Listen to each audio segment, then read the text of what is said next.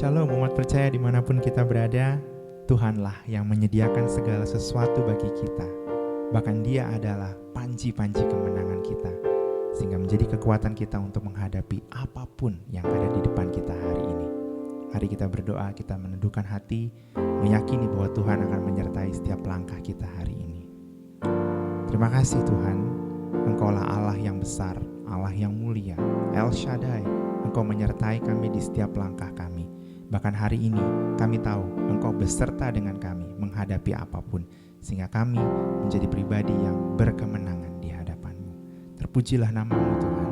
Kami hendak mengagungkan nama-Mu di dalam nama Tuhan Yesus Kristus. Haleluya.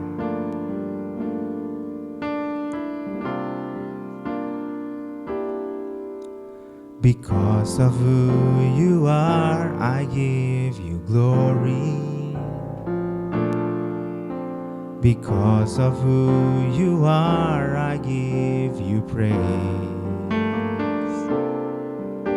Because of who you are, I will lift my voice and say, Lord, I worship you because of who you are.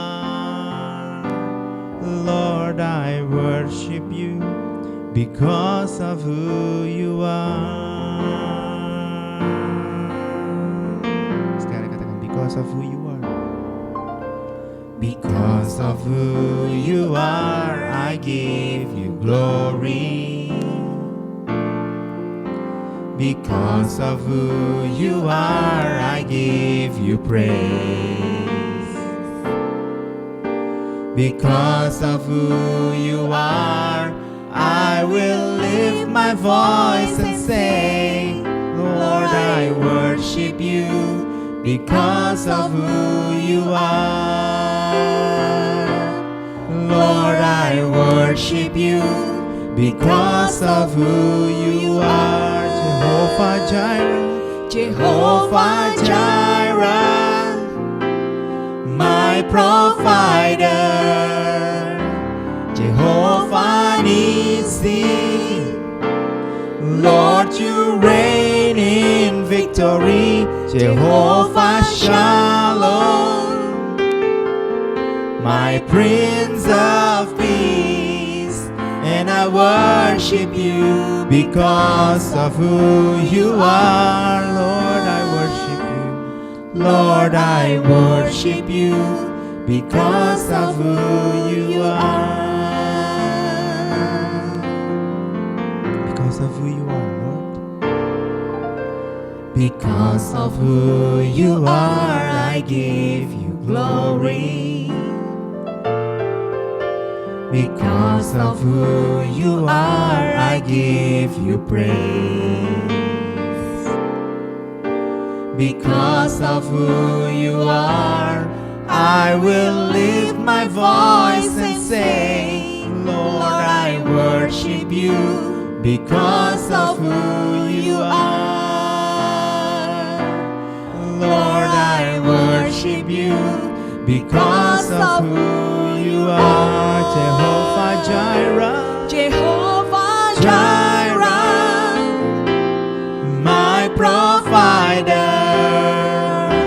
Jehovah Nissi, Lord, you reign in victory. Jehovah Shalom, my Prince of Peace, and I worship you because of who you are. Jehovah Jireh, Jehovah Jireh, my provider. Jehovah Nissi, Lord, you reign in victory. Jehovah Shalom, my Prince of Peace, and I worship you because of who you are. Lord, I worship you. Lord, I worship you because of who you are. Lord, I worship you because of who you are.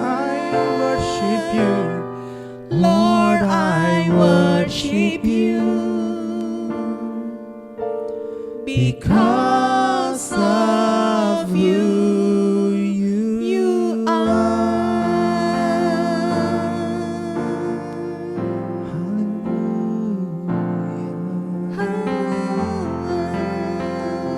So amazing, Lord.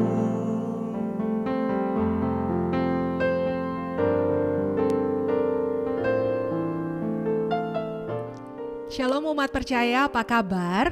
Senang sekali kita dapat berjumpa di episode ini di dalam anugerah dan terang rahmat Tuhan. Dan biarlah apa yang akan kita sharingkan bersama itu akan menjadi rema dalam kehidupan sehari-hari. Umat percaya, pernah nggak Anda mengalami di mana doa tidak dijawab? Rasanya pengalaman ini semua kita pernah mengalami ya. Kita berdoa sama Tuhan, bertahun-tahun kita minta sesuatu kepadanya, bahkan kita mengupayakan dengan segala daya dan cara, tetapi kemudian Tuhan tidak mengabulkannya. Saya mau katakan seperti ini umat percaya, dengan demikian bukan berarti Tuhan tidak mendengar doa kita, bukan berarti Tuhan tidak mengasihani kita atau Tuhan tidak baik kepada kita, tetapi percayalah bahwa apapun yang kita alami dan kita terima, itu semuanya diizinkan Tuhan untuk kebaikan kita dan tetap menyatakan bahwa Tuhan itu baik. Dalam firman Tuhan juga ada seorang tokoh yang luar biasa dipakai Tuhan, di mana tulisan-tulisannya sangat memberkati kita, dan sebagian besar dalam perjanjian baru itu adalah tulisan yang dilakukan olehnya yang luar biasa mengiringi iman kita. Dan dia juga mengalami hal yang sama umat percaya, di mana doanya tidak dijawab Tuhan. Dia berkata sampai 3 kali dia minta sama Tuhan, artinya sudah lebih dari sekali dan berkali-kali dia minta sama Tuhan supaya apa yang dimintakan ini dikabulkan. Di mana dia minta ada sesuatu persoalan di dalam dirinya. Ya, sampai hari ini para ahli teologi tidak bisa memastikan hal itu apa, karena dia berkata ini adalah duri dalam daging. Apakah ini persoalan? Ya, apakah ini sakit penyakit? Belum diketahui dengan tepat penafsirannya umat percaya. Tetapi ya, namanya Paulus. Paulus berkata, aku sampai 3 kali berdoa sama Tuhan, tapi Tuhan tidak singkirkan duri dalam daging ini, sesuatu yang sakit yang aku harus bawa kemana-mana, yang tiap hari bersama-sama dengan aku. Kalau dilihat kurang apa Rasul Paulus umat percaya? Orang yang cinta Tuhan, orang yang menyala-nyala melayani Tuhan, orang yang rela berikan nyawa untuk Tuhan, tetapi doanya tidak dijawab, doanya tidak dikabulkan. Nah, itu yang tadi saya katakan, apakah dengan demikian ya, ini mengindikasikan kalau Tuhan itu tidak baik? Tentu tidak. Ada tujuan Tuhan, ada maksud Tuhan kenapa hal ini diizinkan terjadi. Nah, kalau kita lihat, kita belajar dalam peristiwa Rasul Paulus, maka latar belakangnya Anda bisa pelajari dari 2 Korintus pasal yang ke-12, pembacaannya dari ayat 1 sampai dengan ayatnya yang ke-10. Nah, di sana diawali di mana Rasul Paulus bercerita, dia mengalami sesuatu yang spektakuler. Dia bisa melihat surga sampai tingkatan yang tertinggi dan mendengarkan sesuatu yang secret, yang rahasia, tetapi dia bisa mendengarkannya. Ini kan gak banyak orang dapat pengalaman seperti itu, dan Rasul Paulus diperkenankan untuk mengalaminya. Nah, karena latar belakang peristiwa inilah kemudian ya kita melanjutkan pembacaannya. Di samping itu Rasul Paulus punya sesuatu yang disebut dengan duri dalam daging itu. Dan kenapa doanya tidak dijawab? Umat percaya diberkati Tuhan, hidup ini memang harus dibuat seimbang.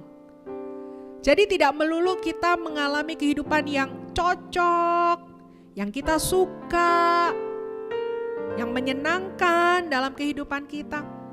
Tapi juga harus diseimbangkan dengan sesuatu yang menyadarkan bahwa ada hal yang tidak enak yang bisa kita alami, dan itu pun kita tidak bisa lakukan apa-apa untuk menyingkirkan hal yang tidak enak itu. Jadi perlu keseimbangan. Nah, kenapa seperti itu? Maka kita akan lihat di ayatnya yang ke-7. Ayat ke-7 bilang begini, dan supaya aku jangan meninggikan diri karena pernyataan-pernyataan yang luar biasa itu, maka aku diberi sesuatu, yaitu duri di dalam dagingku, seorang utusan iblis untuk menggocok aku, supaya, ditekankan lagi untuk yang kedua kalinya nih umat percaya, aku jangan meninggikan diri. Sesuatu yang paling bahaya dalam kehidupan kita adalah akibat dari dosa. Akibat dari dosa bukan berarti misalnya ya kita judi lalu bangkrut, kita melakukan hubungan bebas lalu kemudian kita hamil, atau kemudian kita jahat sama orang lalu orang jahatin kita lagi. Bukan itu yang paling mengerikan umat percaya. Tetapi kalau kita jatuh dalam dosa, yang mengerikan adalah kita terpisah dari Tuhan. Nah, kalau terpisah dari Tuhan, maka kita kehilangan arahan dari Tuhan, kehilangan perlindungan. Sementara dunia yang kita jalani adalah dunia yang gelap. Nah, bayangkan kalau kita tidak berjalan dengan terang Tuhan, kita akan terantuk kemana-mana ketika kita berjalan dalam hidup ini. Nah, itu yang paling mengerikan. Kita gak akan rasa damai, sukacita, hal yang baik di dalam Tuhan. Nah, kalau Rasul Paulus hanya menerima kehidupan di mana tadi dia mengalami hal-hal yang senantiasa spektakuler, maka itu akan berpotensi membuat dia sombong. Dia bisa jatuh dalam dosa. Dan kalau dia jatuh dalam dosa, dia kehilangan kebersamaan dengan Tuhan. Dia kehilangan arahan dari Tuhan dan hidupnya jadi berantakan. Dan hidupnya bisa jadi sesat selama-lamanya. Bahkan dia bisa mengalami kematian kekal. Nah, ini Tuhan tidak mau terjadi dalam hidup anak-anaknya umat percaya. Maka dari itu ada satu hal yang terjadi dalam Rasul Paulus yang secara manusia dia ingin ini disingkirkan karena gak enak, dia sakit dengan duri itu. Tetapi Tuhan gak izinkan disingkirkan. Untuk apa? Untuk menyeimbangkan agar Rasul Paulus tetap rendah hati, tetap ingat Tuhan, dan tetap mengandalkan Tuhan. Jadi kalau hari ini ada persoalan kita yang belum dijawab Tuhan umat percaya, jangan menjadi kecewa. Karena ini akan menyadarkan kita kalau kita ini manusia biasa. Lihat, kita gak bisa singkirin masalah kita, bukan? Dan masalah itu akan terus bersama-sama dengan kita, dan kita tahu pengharapan kita hanya di dalam Tuhan. Tetapi kalaupun Tuhan tidak menyingkirkan, artinya Tuhan mau, yaitu tadi yang saya katakan, kita sadar kita terbatas dan kemudian kita akan terus-menerus memohon kepada Tuhan, karena kita tahu hanya Tuhan yang bisa melakukan sesuatu terhadap persoalan kita. Dan dengan kita terus-menerus memohon kepada Tuhan, kita berdoa kepada Tuhan, akhirnya kita selalu terjalin hubungan dengan Tuhan. Kita jadinya berjalan bersama dengan Tuhan, gak jalan sendirian. Dan kita lekat dengan Tuhan, kita baca Alkitab, kita berdoa, kita saat teduh, kita memuji, kita beribadah. Nah, itu yang Tuhan inginkan. Jadi bukan berarti dia kasih persoalan untuk bikin kita menderita. Ya, secara daging menderita, gak enak. Tetapi secara rohani membuat kita akan terus look up sama Tuhan. Terus menginginkan Tuhan dan mengandalkan Tuhan. Nah, umat percaya yang diberkati Tuhan, ini ya, yang Tuhan inginkan dalam keseimbangan ada duka dan suka, supaya kita gak meninggikan diri. Lalu kemudian Tuhan menjawab apa yang disampaikan Rasul Paulus di ayatnya yang ke-9. Tetapi jawab Tuhan kepadaku, cukuplah kasih karuniaku kepadamu. Sebab justru dalam kelemahanlah kuasaku menjadi sempurna. Sebab itu terlebih suka aku bermegah atas kelemahanku, supaya kuasa Kristus turun menaungi aku. Nah, Tuhan bilang, sudah segitu aja kasih karuniaku. Ya, yang menyenangkan, yang cocok buat kamu, yang luar biasa buat kamu, itu aja. Yang ini sudah, biarkan itu terjadi, duri itu biarkan tetap ada. Kenapa? Ya, itu kelemahan, itu penderitaan. Tetapi di tengah kelemahan kita akan lihat kemuliaan Tuhan, kita akan lihat pertolongan Tuhan. Misalnya saja, dengan ayat ini kita tahu ada duri dalam hidupnya Rasul Paulus. Tetapi sekalipun ada duri, bukankah dia tetap menyala-nyala melayani Tuhan? Bukankah dia tetap kuat untuk membagikan kebenaran firman Tuhan? Dan itu siapa yang melakukan? Tuhan. Tuhan. Jadi Rasul Paulus bisa lihat, sekalipun aku punya duri dalam daging, kalau aku masih bisa berkhotbah, aku masih bisa mengajar, itu karena Tuhan. Aku disadarkan bahwa aku mengalami pertolongan Tuhan. Jadi lihat ya umat percaya, hari ini mungkin ekonomi kita sedang goncang, keuangan kita menipis. Tapi kalau kita masih bisa makan, masih bisa melakukan aktivitas, itu bukan karena hebat kita, karena Tuhan, dan itu mujizat. Kita sakit, tapi kita masih bisa jadi berkat buat orang lain, itu mujizat. Itu dari Tuhan adanya.